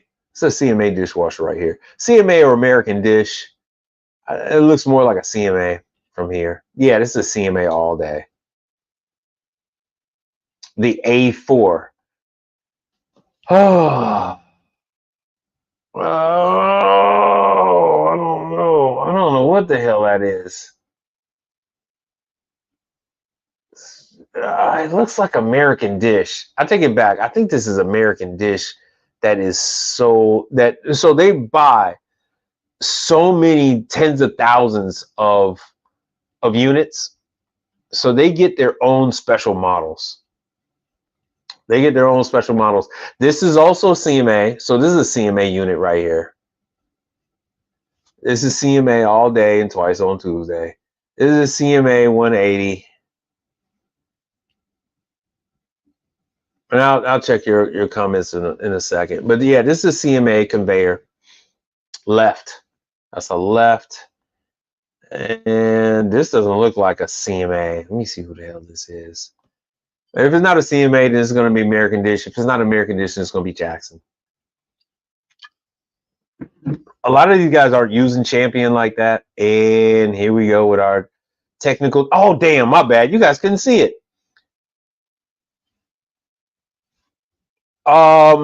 Now, when you say Hobart service manuals, like what kind of service manuals are you looking for? I forgot I had this thing just on me. I thought you guys were looking at the damn screen. My bad. My freaking bad. Damn it all. Shoot. Damn it. Yeah, so this is what I was looking at. This is what I was talking about. This AC44 is just like a CMA 44. And the 44 stands for 44 inches wide. That's what the 44 stands for. Damn, you guys could see none of this stuff. So high temp. You see all these dishes, right? You see all those dishes, and that's the rack that it's sitting in. So you need that rack in order for the dishes to go through. And once again, like I said, these are like American Dish. This is very CMA. CMA and American Dish are like brothers, like older brother and little brother. American Dish was first. They had a revolt. The employees from American Dish went and formed CMA. They all came from somewhere else. Everybody came from somewhere else. So, but once again, Hobart service manuals in general. No, but what do you mean? I know they're not available. You can get them. I mean, you got to go to the CMA off. I mean, to the Hobart office. You got to sweet talk them. You can get the. Here's the thing. Here's the thing. Let me take this thing off of me again. I got to remind myself to put that damn thing back on. Hobart will allow their clients to have everything. Their clients are allowed the service manuals, right? The Hobart makes the equipment. They don't just provide the service. So when Hobart is providing 20 dishwashers to a university, the university staff is the one taking care of the equipment. They will actually let that university staff, they'll actually let that hospital staff go to a Hobart training. If that large client wants the training materials, wants the guides, Hobart will send it to them. No issue, no fuss, no muss. So what you must do is you must find someone who has a lot of Hobart piece of equipment, and then you need to ask them for the guides, and they'll get you the guides. Not a big deal. It's really not a big deal. Now, what I don't like is the new wiring on these damn Hobart units. A lot of these new Hobart units are out of Italy. Bastards got these things out of Italy now, and it's a pain. It's a pain, man. It really is a pain. I do not like the way they function. I don't like anything about them. When I had to set them up, I don't like them. I typically will not. I will not install Hobart any longer. If you follow my content from a year and a half ago, or over that, you would have seen me do Hobart installs. I refuse to do Hobart installs anymore. I do everybody else. I do Champion. I do Jackson, American Dish, CMA, Fagor, Samick. I do everybody else. I do not. I no longer do Hobart. No longer do. It's too difficult to get the contractor, the electrician on board with the requirements for Hobart dish machines. Too difficult. Everybody wants to look at you when they screwed up. Not happening. Right. So Hobart is not available to outside companies, so you need to find somebody who is a Hobart client, a large Hobart client, and then you'll get whatever the hell you want. No questions asked. You can also go to your local Hobart. I have a local Hobart office, and so I go there, and they're typically very nice to me. So I'm lucky like that. Now, and in those manuals, they have all the service guides, because I think that's kind of like what you're going to. You want the 4-digit code to get into the tech guide thing. So you have Hobart has the service guide, they got the supervisor guide, they got the manual, the manager code section, and all that other jazz. I'm kind of over the whole Hobart thing. All right, now back with this thing. Let me see what Instagram got to say. All right, so yeah, you saw me talking about AutoChlor. Anything else? Because I've spent a lot of time about freaking AutoChlor. So AutoChlor is one of my main competitors, to be honest with you. So yeah, they have units in 208, 240, 3-phase. So once you're talking about this, because this is the holy grail, really, this is the old man money. Your dishwasher rental, your ice machine rental. It's extremely difficult to rent fryers because people are so abusive on fryers. So it's really difficult to get your longevity out of those. But you can get 20 years out of a dishwasher. You can get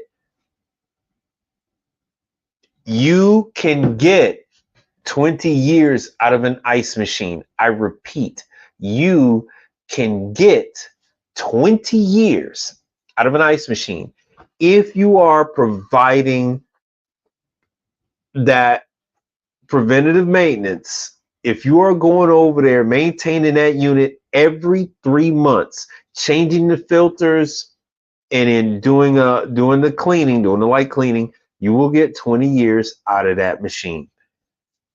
Hoshizaki aside, you'll get 20 years out of that machine. I promise you. But if you're doing every 6 months, if you're doing 6, 8, 9, no, it's up for grabs then. But ice machines and dishwasher, that's your old man money. That's your retirement money. You're typically going to see a lot of older men renting out these machines, and they'll rent it out to a customer for 20 years. They'll rent out an ice machine for 20 years, dishwasher for 20 years, and you'll give them a 20-year-old dishwasher. You will give them a 20-year-old dishwasher, and instead of, so let's say you give them a 20-year-old dishwasher. They've had that dishwasher for 8 years. Something happens with the pump, with the wash motor in that 20-year-old. You tell the young kid, hey man, go on over there, bring this dishwasher over there, swap it out with the other one, and bring it here. I don't even want you to go ahead and change that pump. Just go ahead and give them this other one, this new one or whatever, because you've already accumulated. Let's do the numbers on that. You've already accumulated, all right, let's say 175 a month times 12. So what the my bad. I was wondering why the hell it wasn't working. All right. So 2,100 a month. I mean a year times 5 years. So you've made $10,000 off of that 20-year-old dishwasher that you put out there. That the only thing is wrong with it is the wash motor. It probably need a new wash motor, right? That dishwasher probably didn't cost you anything.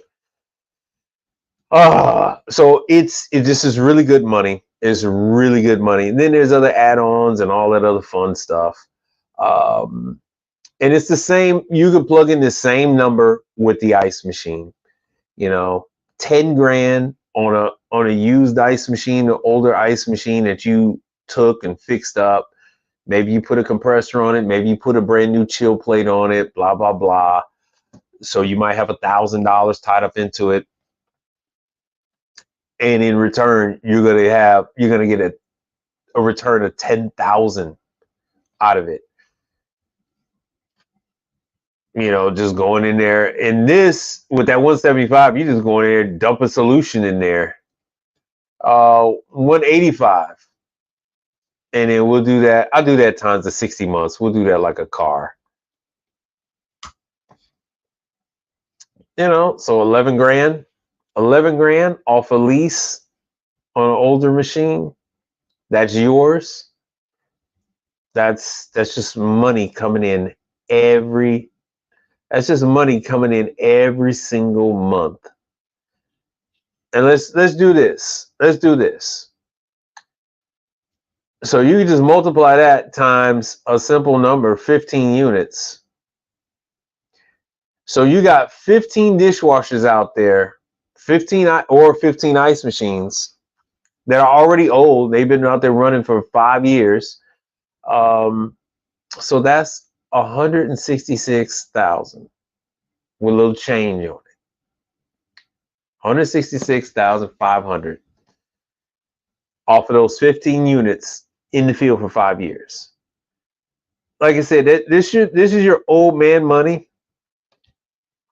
So it's a numbers game. The more units you got out there, the more money you got. These guys will have hundreds. They'll have hundreds of dishwashers out there.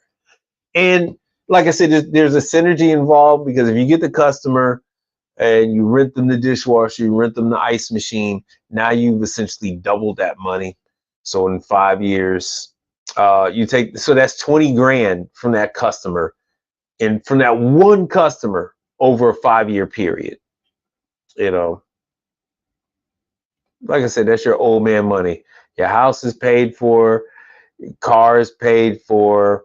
You know, now you got money to throw at the grandkids and all that other kind of stuff. Plus, you have work for the grandkids to do, delivering the ice machines, delivering the dish liquid, and all that other kind of stuff.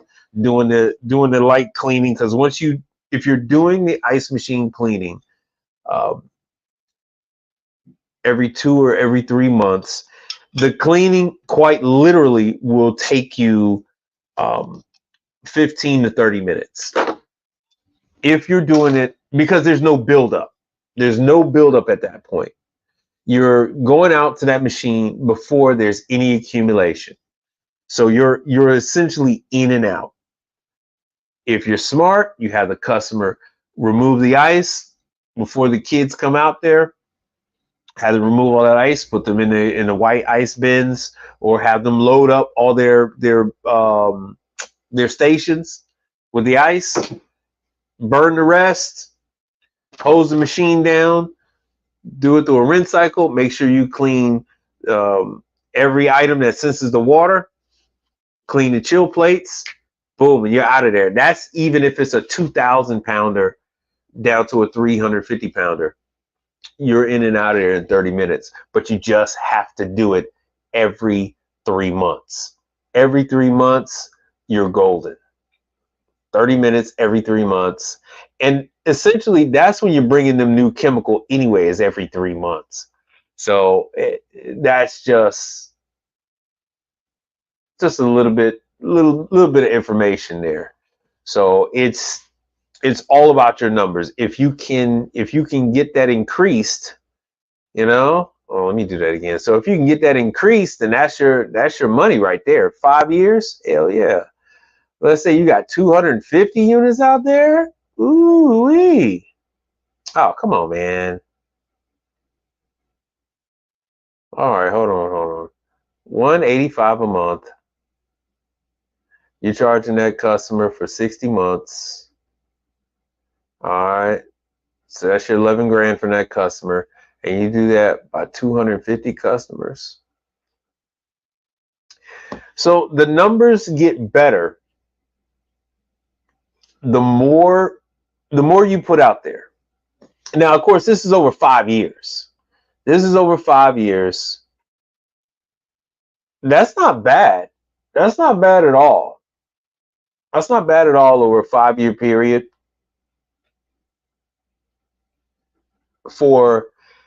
And this is extremely low investment.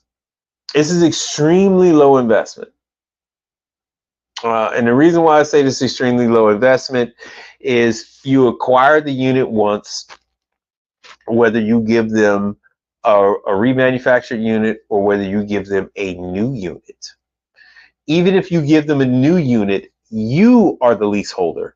You own that piece of equipment. Well, you're leasing that piece of equipment for a 3-year period. After the 3-year period, you buy it out for $1, for $5. It is now yours. You continue to lease that piece of equipment to your client. Nothing changes. So now instead of you making a payment of $100 a month, that whole 185 comes to you. That's if you're doing a new unit. If you're doing a remanufactured unit, where you go to a restaurant, you're doing a new install, you take out the old unit, you redo the old unit, that whole 185 is all yours for as long as that. And the reason why I give you 5 years is because restaurants only last 5 years on average. That's why you're not seeing me do like 10 years, 15 years. So if they last about the average, which is 5 years, you get 250 units out there. And now chop that 250 in half. If you're doing, let's say you rent them an ice machine and a dishwasher. Now you don't need 250 clients. You only need half that to get that same number that's on your screen. in a 5-year period.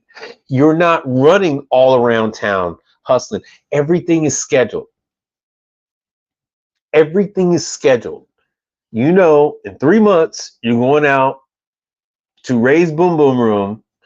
And because that's another thing. Nightclubs have like 10, 12 damn ice machines, 2, 3 dishwashers. So you're going out to Ray's Boom Boom Room, and Ray's got an ice machine and he's got a dishwasher. You're already on automatic pay. So you're either extracting that money through ACH deposit or they're paying you by credit card. So you get that money every month, and then you get letting the young ones go out there and then scrub here, scrub there, flush it all down with the hose. And you're looking at that kind of number in 5 years. And that is every single month that money is coming in. And that's what I say, that's your old man money. So fun time. So, all right, I'm going on enough about that because everything stopped. And every time I do that, you guys stop because y'all are like thinking, y'all over there writing down numbers and stuff. Like, oh, yeah, for real? What did he say again? Yeah, I know how you guys get down. But yeah, it is a low effort. It is extremely low effort. Once you put the unit out there, you put the unit in place, everything's on auto pay, it's a done deal. Your money's coming in. You ain't got to worry about that. You want to take a trip, you take a trip, your money's still coming in. You know, it's done. They mainly do low temperature dishwashers because there's no heater to go bad, stuff like that. There's no scale build up on a low temp. It's just smooth sailing. It's smooth sailing. There's about 2 or 3 independents here in Houston that do it, and they're all old guys. They're ready to call it quits. Either that or Mother Nature is going to call it quits for them. All right, so you had to go. You had to go Graham to find the Jackson training. Is there a level 1? Yeah, that training thing was on Instagram. All right, so the Jackson stuff, they only have the one training, and it's basically an informational, because the new training is, and I have some of that stuff. Let me see where I got my pictures. Let me show you what it looks like.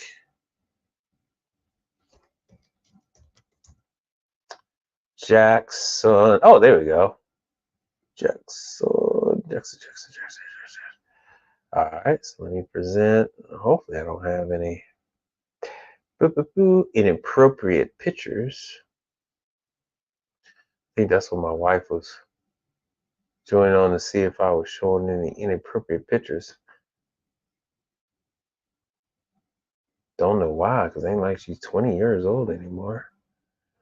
All right, let me see what you guys are looking at.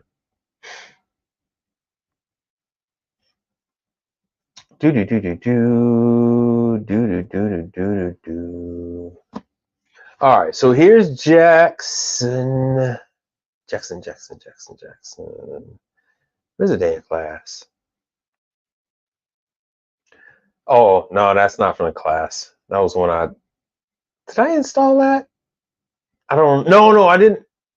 No, I didn't install that. All right, so here's from the class. Okay, good. You guys can see. Oh,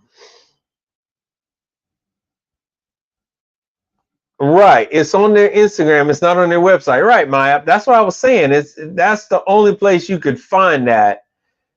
Weird. So this is from that very same class. That's what it's going to look like. So they're going to go over all this on screen, go over the different ones, go over the conveyor.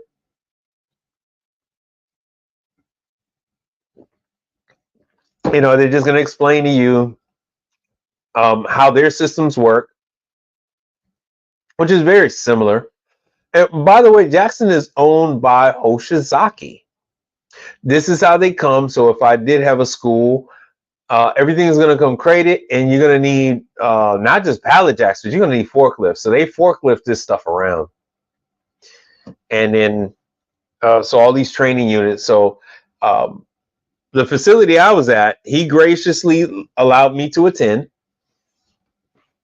And as you see, he has power, he's got water, and he's got ventilation.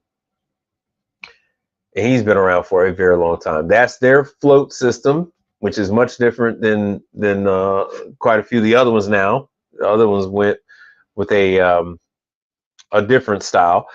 This is redesigned. So this was well worth it. I'm so glad, because everyone hated the way the older undercounter Jacksons were. It was by far the most hated undercounter dishwasher on the market.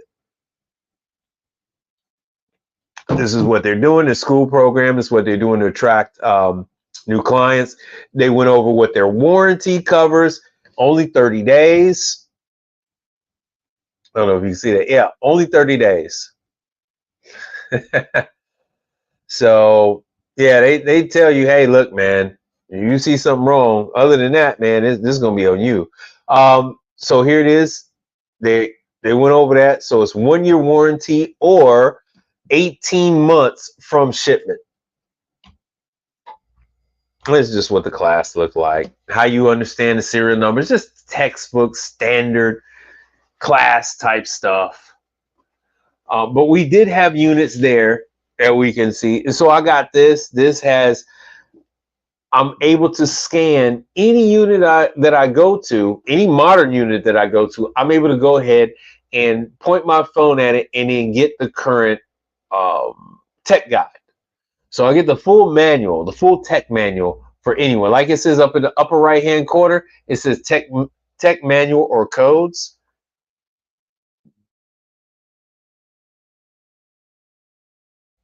Sorry about that. It says tech manual or codes. Let me take myself off, see if I can get this thing a little better.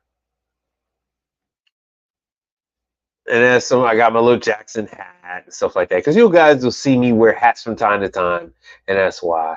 So, you know, just from the service train, that's Hoshizaki. All right, that's it.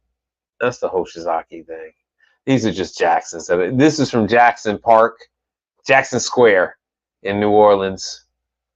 But me and the little one, just different Jackson units that I work on. But that's from a pump. That's a Hoshizaki aftermarket. This is a Hoshizaki knockoff that I saw that had been running for years. So when I saw that, I was like, okay, they make a decent aftermarket unit. This is the price of these Jackson dishwasher wash pumps, the wash motor. That's $1,000. It's $1,000. It's conservative. Yeah, so that's me out in the wild with my. This was during it was 2022. They had me wear a mask and stuff like that. So that was when I did that install. Let me see if I got this. So I've done Jackson installs. So I do a proof to show that the machine is running. That's the water that they were. I had to do a video because that's the water supply that they gave me access to. That was the water supply. That little bit of water line. That's what they gave me to work with. So it works. It just takes a while to fill. It was 110 volt. Yeah. No, this was a rather large rack unit. This, even with this dishwasher, this client still spends $90,000 because they are so high volume. They spend $90,000 on staff to work the dishwasher. And yeah, these are some other Jacksons I was dealing with. Oh, that's funny. We were just talking about Toyota Center. All right, so that's that. I'll remove that. Ooh, 2 hours. 2 hours. I didn't even get to half of that damn list. I didn't even get to half of that freaking list. I guess we'll do that another time. Once again, if you guys would like another day. All right, who is this?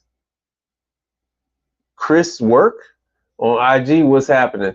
So yeah, if you guys would like another day, think about it. Let me know so I can do some of the tech information, and then I can do some of the industry stuff because you guys are a little more interested in some of the tech stuff than the industry. I get it, but it is what it is. Let me show you this. I don't understand why this is doing that.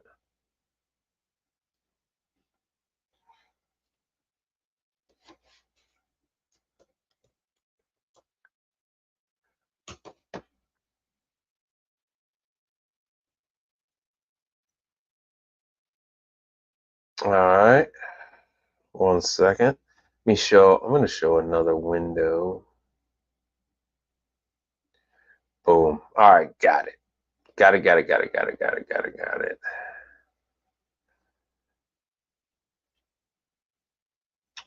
1 second. Let me share this. This, just so you know, this is the, where is it? Where is it? Gotcha. So here we are with the Champion online training. So unfortunately, this is what you got. You've got Champion does the best with their with doing these modules. So you got Champion with their modules. They cover everything that they make. And yes, they cover their Chick-fil-A unit, their flight line, their scrubber. That's something that Five Guys uses to wash the starch off their fries, that kind of thing. They use that power scrub sink. Your uprights, yeah, there's the power wash sink. Under counter, and then they go over their new controller. All that fun stuff. All that fun stuff. So if you go to Teachable, let me see if this is, you still got to go to Champion. You still got to go to Champion and get signed up. You can always call them. You can always call them, but here's the information for Champion if you want to learn the dishwasher stuff. If you want to learn the dishwasher stuff. So I'll dump into this real quick. I know this isn't everybody's cup of tea. So all the modules here, you can go over them in case you need a refresher. They have everything step by step. Once you start a unit, though, you gotta finish it. It's kind of a pain like that. And then they test you on each and every segment. You will get a certificate for each segment that you complete.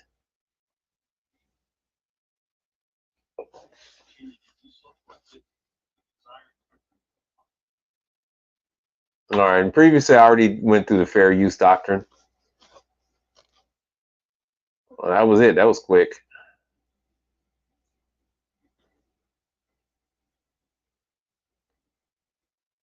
Oh man, I can't hear anything. That was quick. All right, we'll do the high limit. That's also very quick.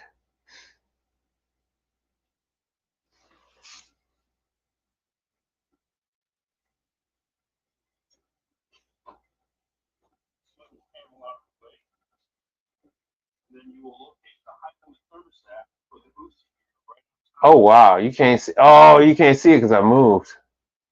Jesus.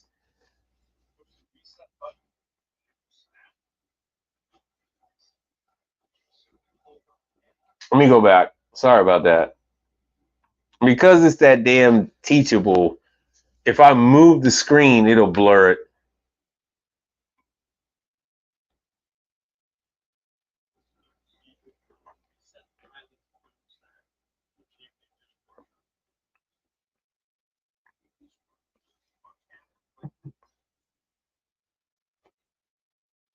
Now, just so you know, Michael in Laverne, Tennessee, Michael has in-person training. They conduct their in-person training at least once a month. So you're going to have to contact them.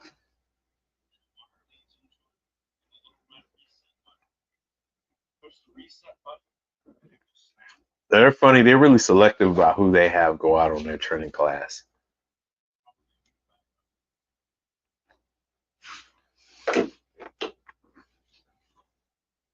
All right, so now that's done. Let me go back. That's what kind of thing you're looking at. Okay, yeah, good for you. So that you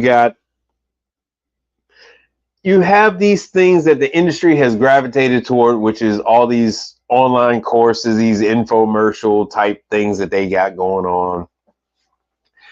And unfortunately, that's where we're at due to the fact that the trainers that they currently have are, how do I say this? They're extreme veterans. So these guys have retired from these corporations not just once but twice. These guys have retired. The corporations say, "Hey, we don't have anybody to do what you used to do. What can we do to get you back and do some of these classes for us?" And I've heard this same story not once, not twice, not 3 times, not 4 times, but I've heard that same story over 5 times from various different, styles of equipment. Everybody, it's a little variation with that that they tell, but it all essentially is the same, where they retired and the corporation gave a bag of money and it was like, "Hey, look, we need you to come back because we ain't got nobody to do this. We, like it or not, you're the best we got, and we need you back." And so that's what's been going on. And most of the guys you see, they're going to be pretty much gray haired, with the exception of you have 1 or 2 guys on Manitowoc that they took from the field, and they're putting them in that position. One guy from Isomatic. Other than that, man, everybody. Oh, well, Hoshizaki, and a couple of guys from Hoshizaki that are not that have not retired and been brought back. These guys are still around before that retirement age. Now that we're at the 2-hour mark, anything else you guys want to talk about? Because we didn't even get a chance to crack this damn top 10 list of trending new restaurants. So we'll bring that back. I'll see if we can even get to that damn list on Thursday. So that's what you see. Let me see if I can remove that. Bam. Let me remove that. So if there isn't anything else, we are going to wrap this whole thing up. I do appreciate you guys coming and hanging out with me. You got to remember to like, share, and subscribe. I do want to thank all the people that have contributed, especially Brother Frank Evans. Thank that brother very much. And anything else you guys wanted to go on to? Yeah, you got the Follett similars that are going on, and you have, let's see here. Let me stop that screen.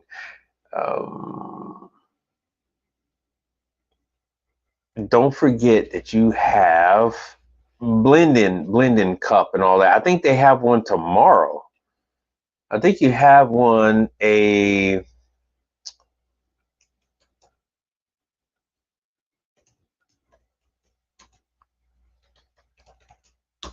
think there's a blending cup training tomorrow. Multiplex, there we go. Multiplex training.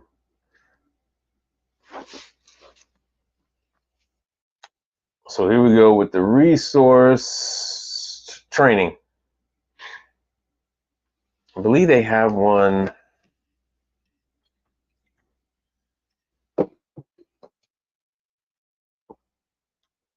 Okay, September. Oh wow. What is today? Today's the 23rd.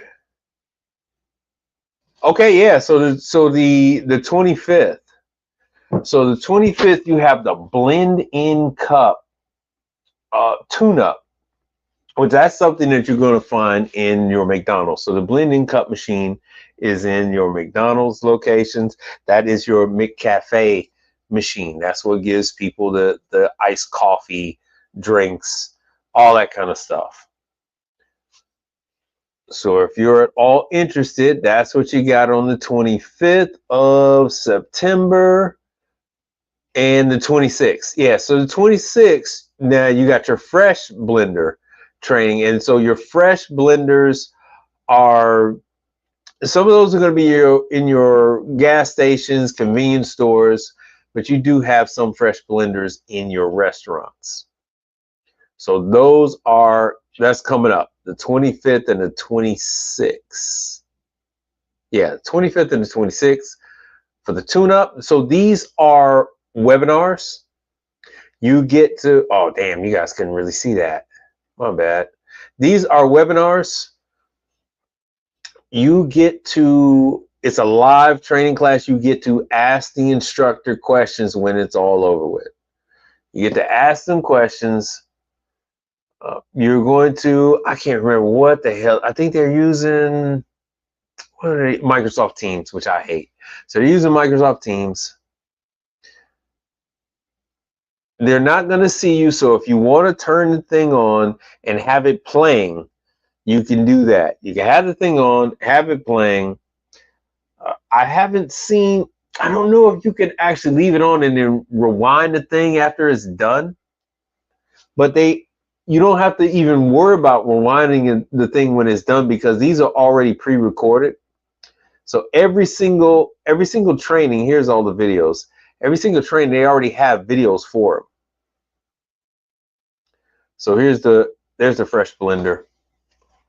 They already have videos for this stuff. And they have the webinars already done. They'll send you the link, whatever you need. This video will cover the recommended weekly cleaning of the fresh blender. Weekly cleaning is due every 7 days and will lock the machine from customer use if not performed to completion. Yeah, that's so the customer This doesn't get process sick. will clean and sanitize all the product lines and cleaner and sanitizers in the order shown Sterasheen. to access the password screen. Then log in as employee, manager, or service to perform weekly cleaning. Select Start Weekly Cleaning and follow on-screen instructions. Unlock and open top door to access the bottom cabinet. Follow the on-screen instructions to clean and sanitize all the areas of the cabinet. Confirm all 8 product bags are loaded in the cabinet before starting the line cleaning. Do not proceed until all 8 bins have a product bag or cap over the spigot to prevent leaks. Connect the cleaning hose and place the other end of the cleaning hose into the jug of sanitizer solution. Place the bottomless cup in the shuttle. Press Confirm on the screen to start the line cleaning and sanitizing process. Unplug cleaning hose and remove bottomless cup. Remove shuttle, rail, and splash guard and take to 3-compartment sink to clean and sanitize. Clean dispense area following on-screen instructions. Repeat process for sanitizing. Clean and sanitize front door, then install splash guard, rail, and shuttle. Close and lock door. Finally, clean blender following on-screen instructions. Repeat process for sanitizing.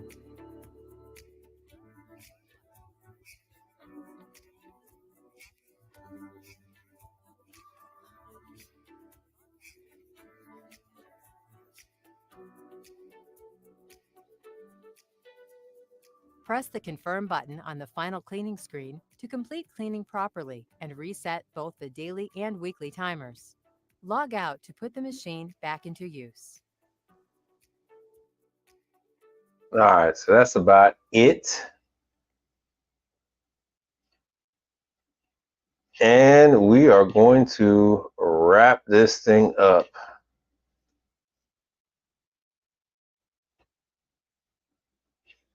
Thank you all for subscribing to the channel.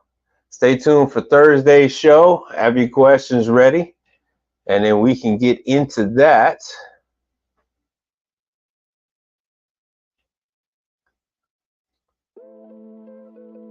There's the music.